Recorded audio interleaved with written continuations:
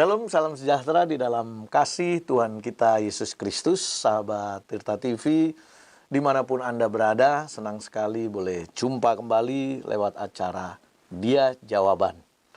Seperti biasa, acara Dia Jawaban akan hadir lewat pujian dan menyingkapkan satu kebenaran firman Tuhan yang akan memberkati kita semua. Sebelum kita mengikuti kebenaran firman Tuhan, kita akan menikmati satu pujian. Kiranya melalui pujian ini, hati saudara terbuka untuk kuasa Roh Kudus bekerja. Buka hatimu dan nikmati hadirat Tuhan lewat pujian berikut ini. Selalu turuti, selalu ikuti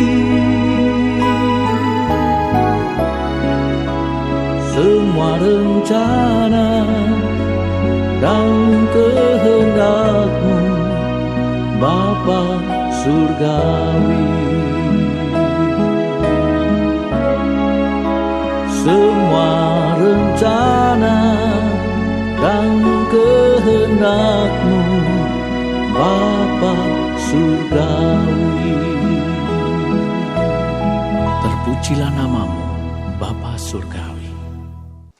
Puji Tuhan, satu pujian telah hadir di tengah-tengah kita, dan biarlah melalui pujian itu sukacita Tuhan memenuhi hati kita. Baik, sebagaimana tadi saya janjikan, kita akan menikmati satu kebenaran firman Tuhan yang kali ini narasumber saya seorang ketua Sekolah Tinggi Teologi, ya, ketua STT Bethel Indonesia. Beliau juga gembala jemaat di GBI Taman Anggrek. Kita sapa saja. Shalom, Pendeta Dr. Purin Marbun MTH. Baik, kita akan membahas mengenai tema Finish Strong. Biasanya orang bisa memulai dengan mudah, tapi mengakhirinya susah, bahkan mungkin di tengah jalan sudah putus. Nah, bagaimana supaya setiap kita bisa memulai namun bisa menyelesaikan dengan baik? Silakan Pak Pendeta. Baik, saya baca dulu ayat Alkitab bagi kita dari Injil Lukas pasalnya yang ke-14 ayat 25 sampai dengan ayat 35. Cukup panjang memang, tapi tidak mengapa. Pada satu kali orang banyak berduyun-duyun mengikuti Yesus dalam perjalanannya, sambil berpaling ia berkata kepada mereka, "Jikalau seorang datang kepadaku, ia tidak membenci bapaknya, ibunya, istrinya, anak-anaknya, saudara-saudaranya laki-laki atau perempuan, bahkan nyawanya sendiri, ia tidak dapat menjadi muridku. Barang siapa tidak memikul salibnya dan mengikuti aku, ia tidak dapat menjadi muridku." Ayat 28, "Sebab siapakah di antara kamu yang kalau mau mendirikan sebuah menara, tidak duduk dahulu membuat anggaran biayanya, kalau cukup uangnya untuk menyelesaikan pekerjaan itu, supaya jikalau ia sudah meletakkan dasarnya dan tidak dapat menyelesaikannya, jangan-jangan semua orang yang melihatnya mengejek dia, sambil berkata, orang ini ataupun orang itu mulai mendirikan tetapi ia tidak sanggup menyelesaikannya. Atau raja manakah yang kalau mau pergi berperang melawan raja lain tidak duduk dahulu untuk mempertimbangkan apakah dengan 10.000 orang ia sanggup menghadapi lawan yang mendatanginya dengan 20.000 orang? Jikalau tidak, ia akan mengirim utusan selama ini luar biasa nih ya. Selama musuh, wah, berarti mana? Jauh ya? Masih jauh. Selama musuh masih jauh. Maka dikatakan lanjutannya adalah, demikian pula tiap-tiap orang di antara kamu yang tidak melepaskan dirinya dari segala miliknya, tidak dapat menjadi muridku. Garam memang baik, jika garam itu menjadi tawar dengan apa yang diasinkan, tidak lagi gunanya baik untuk ladang maupun untuk pupuk, dan orang membuangnya saja. Siapa mempunyai telinga untuk mendengar, hendaklah ia mendengar. Jadi ayat-ayat ini sebetulnya bicara kepada kita tentang bagaimana menjadi orang yang finish strong. Menjadi orang finish strong tentu merupakan hal yang menjadi impian dari tiap-tiap orang. Saya rasa baik saya, mungkin juga Pak Thomas, bahkan juga semua kita, termasuk para pemirsa TV, Tirta TV, menurut saya semua kita ingin finish strong. Nah, yang menarik ayat ini bicara tentang finish strong, dia memberikan gambaran. Minimal ada 2 gambaran. Gambaran yang pertama disebutkan tentang orang yang membangun menara. Ya. Dan gambaran yang kedua adalah orang yang mau pergi berperang. Berarti ini kan sesuatu yang kemudian pekerjaan yang harus diselesaikan. Maka dari ayat-ayat yang kita baca ini sebenarnya untuk menjadi orang yang finish strong, yang pertama adalah kita harus menjadi perencana yang baik. Menjadi perencana yang baik. Menjadi perencana yang baik. Coba Alkitab katakan apa? Siapa di antara kamu yang mau mendirikan sebuah menara tidak duduk dahulu membuat anggaran biayanya? Kalau cukup uangnya untuk menyelesaikan pekerjaan itu. Siapakah di antara kamu yang mau berperang melawan raja lain dan tidak duduk dahulu mempertimbangkan dengan 10.000 orang ia sanggup menghadapi lawan yang mendatanginya dengan 20.000 orang. Jadi kan ini jelas nih. Nah, maka sebenarnya finish strong itu tidak bisa tidak harus dimulai ketika seseorang menjadi perencana yang baik. Ya, mungkin ada banyak contoh yang bisa kita lihat sekarang ini di mana-mana. Kenapa kira-kira pekerjaan tidak selesai dengan baik?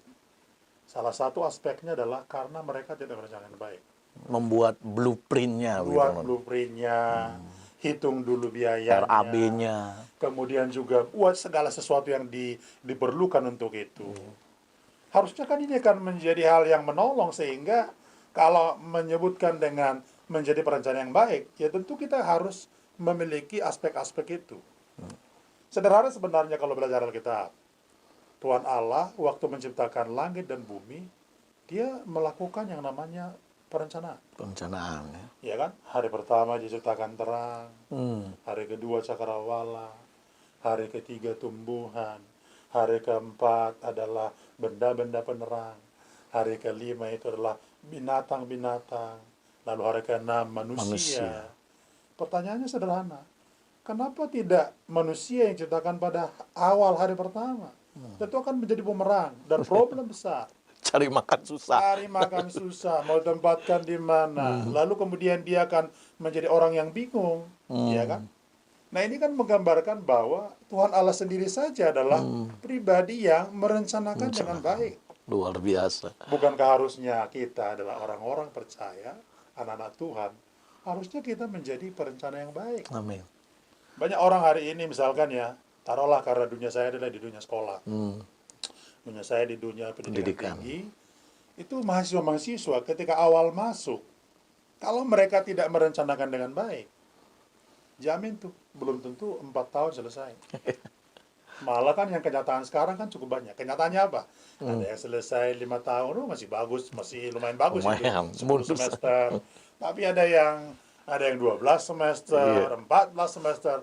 Bahkan kadang-kadang pada akhirnya ada yang DO. Iya, betul. Ini Saya ingat dulu waktu saya masuk eksekutif juga, dari 35 yang lulus, Akhirnya kami jadi berapa cuma gitu? 12, tapi yang pertama 20-an, 12 terakhir.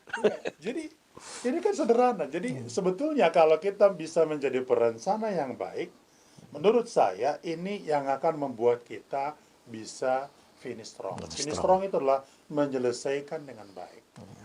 Nah, saya kira hal-hal yang terkait dengan menjadi perencana yang baik, maka mestinya kita harus pikirkan. Kalau kita ingin membangun rumah, ya tentu harus ada perencanaannya. Mau berapa lama? Mau berapa banyak? Ya kalau duitnya cuma misalkan 100 juta, ya jangan bangun yang kemudian istana megah. 100 juta kok. Jangan Iya kan? lantai 3, nggak bisa. Jangan-jangan baru cuma hanya fondasi, nggak cukup. Habis. Akhirnya apa? Terbengkalai. Mangkrak. Nah, sekarang ini kan banyak gedung-gedung mangkrak kan? Itu karena apa? Salah satu faktornya adalah karena Kurang tidak perencanaan. direncanakan dengan baik. Baik. Orang yang membuatnya tidak merencanakan dengan baik. Nah, ini juga yang dikatakan Alkitab. Jadi kalau saya ulang sekali lagi, jelas kok. Siapa di antara kamu mau membangun menara, tidak duduk dahulu membuat anggaran biayanya. Iya. Rencanakan, rumuskan. Sama ya.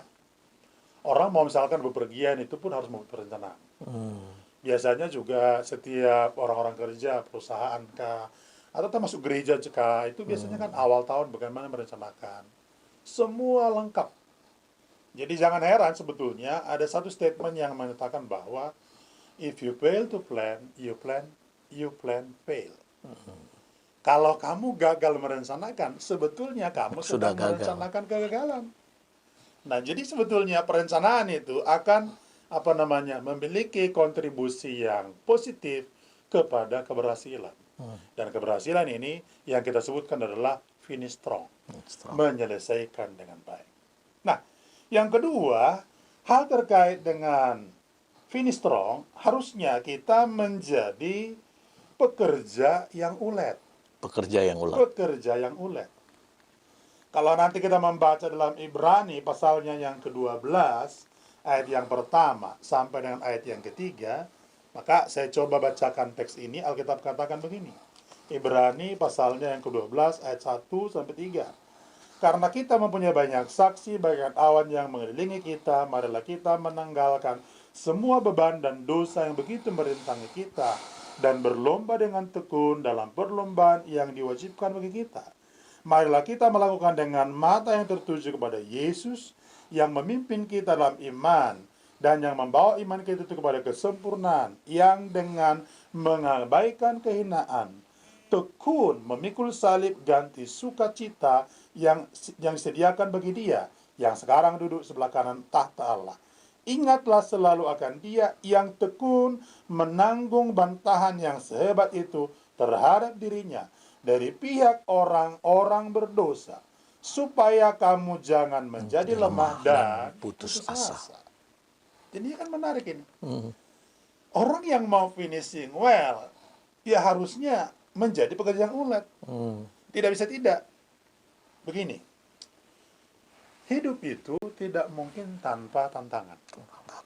Hidup itu tidak mungkin tanpa pergumulan. Ya. Hidup juga tidak mungkin tanpa persoalan. Jadi, kalau misalkan sudah seperti itu yang namanya rumus kehidupan, ya mau tidak mau kita harus berjuang. Berjuang, bekerja dengan ulet, bekerja dengan sungguh, penuh komitmen. Dan ini kan menjadi sangat penting memang. Nah, ini yang kadang-kadang sekarang tidak ditemukan lagi pada anak-anak Tuhan. Terlalu mudah putus asa. Terlalu mudah untuk apa? Hands up. Ya kan? Padahal dalam ayat yang terakhir dikatakan apa? Ingatlah selalu akan Dia, siapa? Yesus. Yang tekun menanggung bantahan yang sebat itu terhadap dirinya dari pihak orang-orang berdosa, supaya kamu jangan lemah dan putus asa. Jadi kan orang yang tidak lemah dan putus asa berarti akan berjuang. Apapun problemnya, apapun persoalannya, apapun tantangannya, apapun kemelutnya. Never give up. Never give up. Dan ini namanya apa? Orang yang kemudian sampai kepada finishing well. Atau finish strong. Nah, dalam Alkitab sebetulnya kalau kita mencoba membaca beberapa tokoh yang seperti ini, maka nanti kita bisa ketemu dengan Nehemia. Di kitab Nehemia pasal yang keempat ayat 1-4 itu nanti dikisahkan Nehemia waktu mau membangun tembok Yerusalem itu bukan pekerjaan mudah. Tembok Yerusalem itu kan sudah rubuh. Ya, kalau nanti sekarang misalkan kita lihat Yerusalem, yang sekarang ya, the old city in Jerusalem itu yang memiliki pintu gerbang, 8 pintu gerbang itu, pintu gerbang A, B, C, D, dan seterusnya. Itu kan kalau baca Nehemia pasal 3 dan Nehemia pasal 4 dan pasal 5, cukup panjang memang. Itu kalau baca itu, Nehemia itu bekerja dengan luar biasa, bekerja bertalu-talu. Di pasal 3 misalnya, dia punya grup dan tim kerja yang cukup banyak. Minimal saya mencatat di sana, minimal ada sekitar 30-an nama orang yang menjadi tim kerja Nehemia. Dari satu pintu gerbang ke pintu gerbang lain, satu pintu gerbang ke pintu gerbang lain. Dan mereka itu bekerja siang malam. Dengan tantangan dari luar dan dari dalam. Dan dari dalam. Diperangi. Ya, bayangkan, Tobia, Sanballat, orang Amon, dan seterusnya. Itu cukup banyak. Tapi kan yang menarik adalah Nehemia ini justru dia punya kekuatan yang luar biasa, ekstra. Ekstranya itu adalah dia ahli strategi memang, dia juga ahli yang namanya dalam menata orang bekerja. Jadi sebetulnya Nehemia juga termasuk juga adalah seorang pakar ya mengelola kan. Manajemen Mungkin sekarang gitu ya. manajemen ya.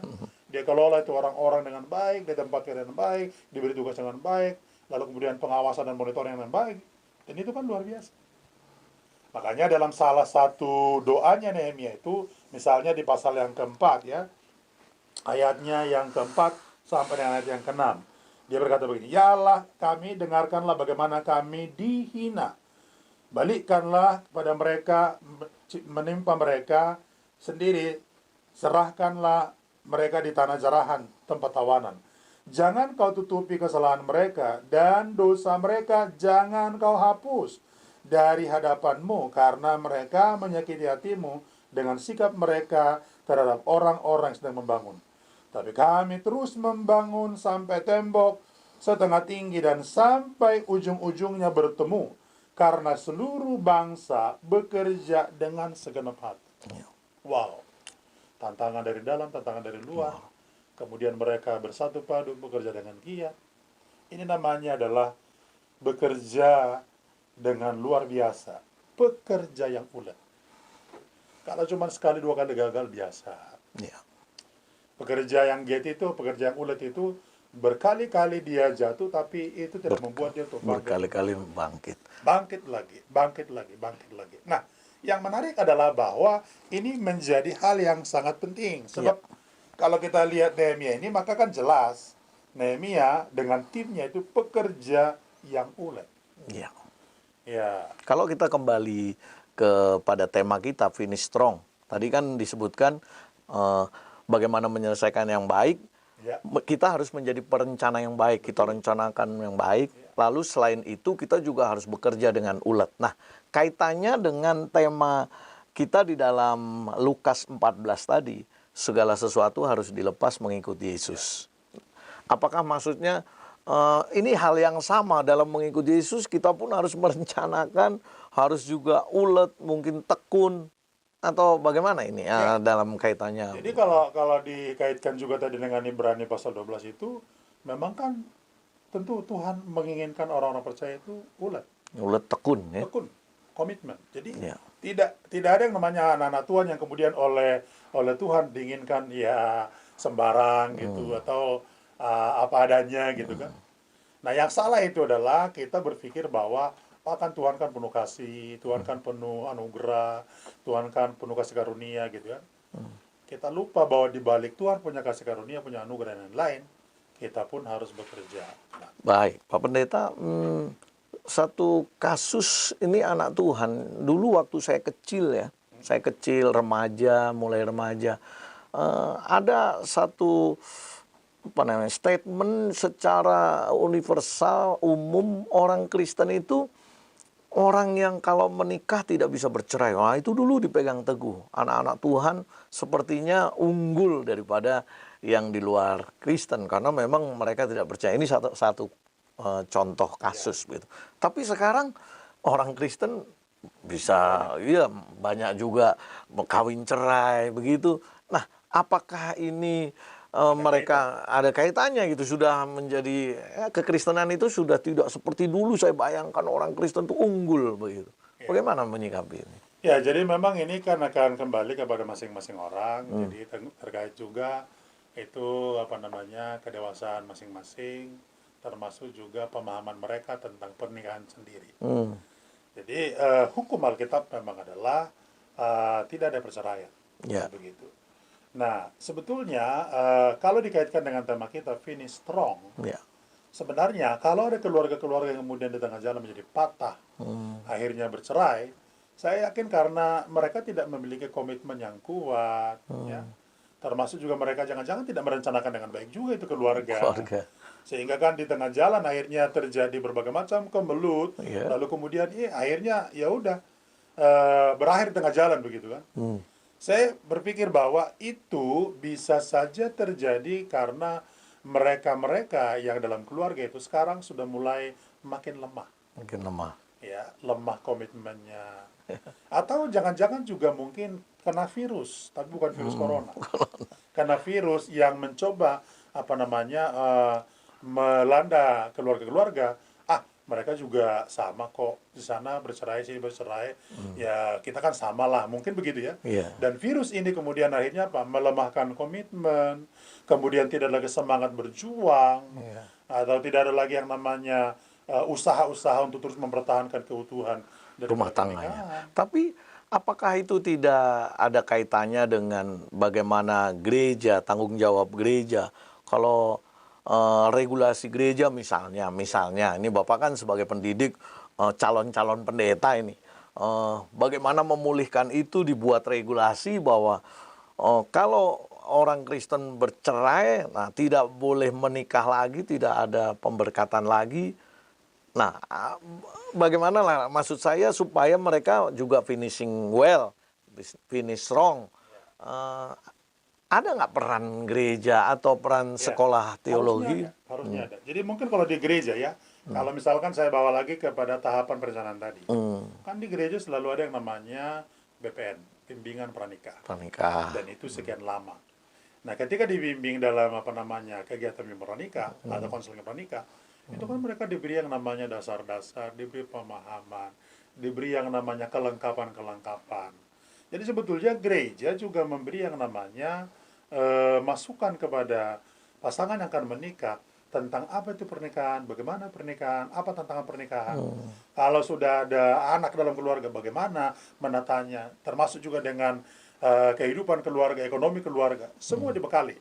Jadi dalam tahap perencanaan pasti keluarga itu oleh gereja ada itu supportingnya itu. Jadi sebetulnya pasti ada. Artinya gereja sudah berperan sebenarnya. Memang dunia akhir zaman ini atau pengaruh dunia sekuler itu memang sedemikian kuat sudah mempengaruhi anak-anak Tuhan, dan kalau orang tidak kuat, tidak ulet, tidak punya perencanaan seperti yang Pak Pendeta Puri Marbun jelaskan tadi, ya tewas di tengah jalan. Bubar di tengah jalan. Ya.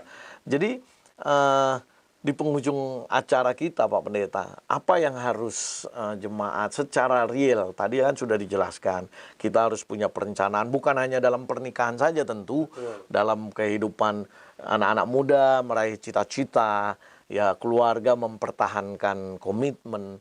Nah, kira-kira kebenaran firman Tuhan untuk menyelesaikan secara baik, apa nasihat Pak Pendeta secara real, membuat perencanaan yang baik, bekerja yang ulet, atau masih ada hal-hal yang harus ditambahkan? Ya, harusnya mereka adalah fokus pada tujuan ya. Tujuan kita itu apa? Ya kalau dalam bekerja tujuan kita apa? Fokus ke sana. Jadi jangan melenceng ke kiri ke kanan. Fokus seperti seorang pelari. Pelari kan harus fokus pada garis finish. Maka dia sampai di sana nanti finish strong. Tentu harus mengikuti aturan-aturan ya. Aturan mainnya harus ada. Sama, misalkan atlet renang, itu harus fokus. Kalau itu misalkan merenang 100 meter atau misalkan renang yang sekian ratus meter, sama. Jadi fokus pada tujuan. Sehingga ketika fokus pada tujuan, menurut saya semua kita akan sampai kepada yang namanya finish strong. Jadi dalam kehidupan kita, tujuan apa yang menjadi yang harus kita capai, kita harus fokus sampai di sana supaya itu tercapai. Sama seperti Paulus kan. Paulus dalam Filipi 3 ayat 12 sampai 14 kan jelaskan. Dia berkata apa? Bukan seolah-olah aku telah memperoleh ini. Bukan juga aku sempurna, tapi ini yang aku lakukan. Aku lupakan apa yang di belakangku, arahkan diri ke depan, berlari. Berlarinya ini kan itu kan menjadi satu hal catatan. Itu dia fokus menuju pada tujuan. Tujuannya di mana gitu. Makanya sederhana. Kalau tujuan kita adalah rumah tangga bahagia, tadi kan kami bahas rumah tangga, ya fokus membinanya. Fokus menjaga, merawat. Ya, betul. Jangan kemudian ketika berjalan lalu mata kemudian mulai melenceng ke kiri kanan. Ada yang cantik di kiri, ada yang cantik di kanan. Bisa jadi terjadi yang namanya perselingkuhan. Akhirnya karena ini lebih hijau daripada yang di rumah. Konon perselingkuhan terjadi karena reuni katanya. Jadi cinta lama bersemi kembali. Baik Pak Pendeta Puri Marbun sudah sangat gamblang menjelaskan bagaimana agar kita dapat menyelesaikan dengan baik, finish strong, yaitu kita harus punya perencanaan yang baik. Jadi kita harus punya blueprint-nya. Nah, sebagaimana bangunan akan diselesaikan dengan blueprint. Jadi orang lain pun yang mengerjakannya, orang-orang yang ikut mengambil bagian pekerjaan itu tahu ini harus begini, ini harus begitu. Jadi perencanaan itu penting. Jadi anak-anak muda, sekarang engkau yang masih kuliah atau mulai bekerja, rencanakan hidupmu, tujuan hidupmu, bahwa engkau akan dipakai oleh Tuhan sehingga engkau tidak berbuat sembrono, ya, masa mudamu tidak akan dibuang sia-sia. Rencanakan dengan baik, ya. Lalu bekerjalah dengan ulet, luar biasa. Dua kunci yang dibagikan oleh Bapak Pendeta Puri Marbun. Beliau adalah Ketua STT Sekolah Tinggi Teologi Bethel Indonesia dan Gembala Jemaat GBI Taman Anggrek. Tentu dalam pelayanan beliau sudah banyak strategi, banyak menolong orang. Nah, kali ini dua kunci yang beliau bagikan, yaitu memiliki perencanaan yang baik, bekerja keras, ulet, never give up. Pandang Yesus, dan kalau Yesus saja sampai berdarah-darah menuju kayu salib, dia tetap taat setia, bahkan setia sampai mati di atas kayu salib. Kita belum seberapa. Ya, terima kasih untuk kebenaran firman Tuhan yang luar biasa bagi pemirsa Tirta TV, khususnya acara Dia Jawaban. Sampai jumpa lagi Pak Puri Marbun. Terima kasih. Sahabat Tirta TV, kita akan jumpa lagi setiap hari Sabtu dan mendapat kebenaran-kebenaran yang akan mencerahkan kita, membangun iman kita di acara Dia Jawaban. Tetap di Tirta TV. Tuhan Yesus memberkati. Shalom. Selalu turuti, selalu ikuti semua rencana dan kehendak-Mu, Bapa Surgawi. Semua rencana dan kehendak-Mu, Bapa Surgawi. Terpujilah nama-Mu, Bapa Surgawi. Dalam hidup orang yang percaya dan kuasa-Mu